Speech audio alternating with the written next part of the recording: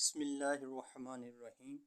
حضرت عقبہ بن عامر سے روایت ہے، کہتے ہیں کہ میں نے رسول اللہ صلی اللہ علیہ وسلم کو فرماتے ہوئے سنا ہے، جس شخص کے پاس 3 بیٹیاں ہوں اور وہ ان پر صبر کرے اور وہ اپنی وسعت کے مطابق ان کو کھلاتا پلاتا رہے تو یہ بیٹیاں اس کے لیے جہنم سے پردہ بن جائیں گی۔